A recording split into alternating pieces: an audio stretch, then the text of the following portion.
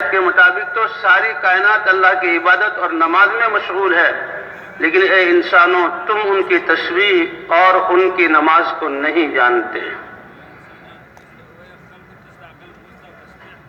سورج کو اللہ نکال رہے ہیں، اس کی یہ رفتار، اس کی یہ روشنی اور اس کی یہ حرارت یہ اس کی ذات کے لیے نہیں، اس اللہ کا یہ امر، اس کے چلنے سے کائنات کا کتنا بڑا نظام چل رہا ہے۔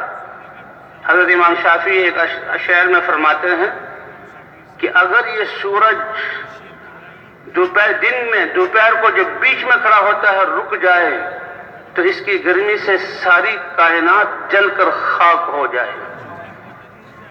اور اللہ فرماتے ہیں کہ بتاؤ اگر میں سورج کو تمہارے اوپر روک لوں تو بتاؤ تمہارے پاس کوئی تو الہ ہے، کوئی طاقت ہے جو اس سورج کو ذرہ برابر آگے کی طرف سرکا سکے؟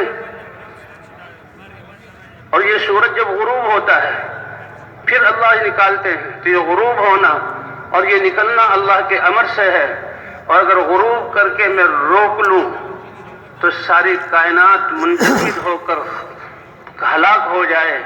کیا جب میں اگر رات کو روک لوں تو کوئی الہ ہے؟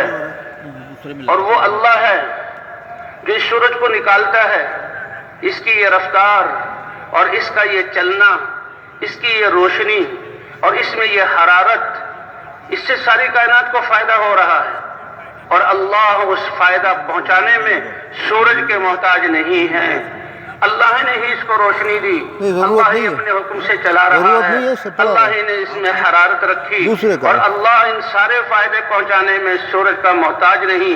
قیامت میں جنت والے جب جنتوں میں چلے جائیں گے اور آخری درجے کی جنتی کی جنت دنیا سے بس 10 گنا بڑی ہوگی، تو جو بڑے درجے والے ہوں گے اور انبیاء ہوں گے اور حضور صلی اللہ علیہ وسلم ہوں گے، ان سب کی جنتوں میں ایسی روشنی ہوگی لیکن سورج کا نام و نشان نہیں ہوگا۔ ماشاءاللہ۔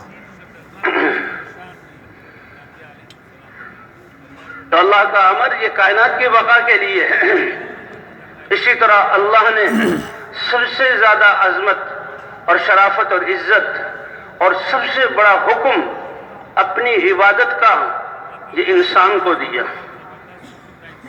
یہ نہیں فرمایا کہ آسمان کو میری عبادت، ہاں حکم مان رہے ہیں لیکن اپنی عبادت کے لیے پیدا کیا نہیں، یہ زمین کو ہم نے اپنی عبادت کے لیے بنایا نہیں، حکم دیا ہے اور حکم سے جکڑی ہوئی ہے، نافرمانی کر نہیں سکتے۔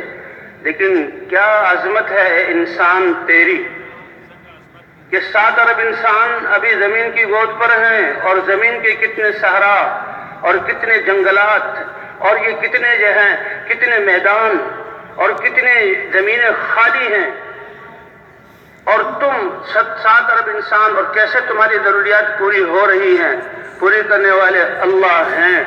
اے انسان تمہیں اللہ نے اپنی عبادت کے لیے پیدا کیا، اپنی عبادت کے لیے پیدا کیا۔ اور عبادت کیا ہے کہ اللہ جو چاہیں اللہ کی چاہت کو اللہ کی مرضی کے مطابق، یعنی بھیجے ہوئے انبیاء کے اور نبیوں کے طریقے کے مطابق جو ہے ماننا، یہ عبادت ہے۔ افحسبتم انما خلقناکم عبثا وانکم الینا لا ترجعون، کیا تم نے یہ گمان کر لیا کہ ہم نے تمہیں بیکار پیدا کیا ہے؟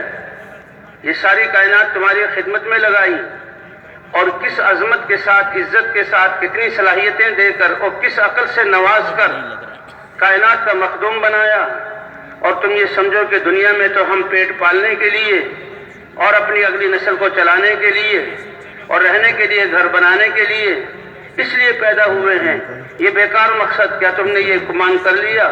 وَأَنَّكُمْ إِلَيْنَا لَا تُرْجَعُونَ، اور تم ہماری طرف لوٹائے نہیں جاؤ گے۔ جو دنیا دارالامتحان اور عبادت کے لیے بنائی، وہ جب وہاں پر اللہ کو دنیا کا چھوٹا سا برتن، جب اللہ کی رحمتیں نعمتیں بارشوں کی طرح برس رہی ہیں، اب 7 ارب انسان سانس لے رہے ہیں، ان کے لیے آکسیجن، اور پھر ان کی ناک کا نظام اور ان کے پھیپھڑے اور اس آکسیجن کا پورے جسم میں پھرنا، اور پھر سارا جسم کے سارے نظام یہ اللہ چلا رہے ہیں. ایک انسان کے ایک نظام میں بھی گڑبڑ ہو جائے کہ جی اس کا انتقال ہو گیا. کیوں ہو گیا؟ کہ گردوں نے کام کرنا چھوڑ دیا تھا. کیوں انتقال ہو گیا؟ کہ دل کی دھڑکن تیز ہو گئی تھی یا دل کی دھڑکن رک گئی تھی. کیا ہوا؟ کہ اس کے جگر میں گرمی ہو گئی، بڑا ہو گیا، اس کا انتقال ہو گیا.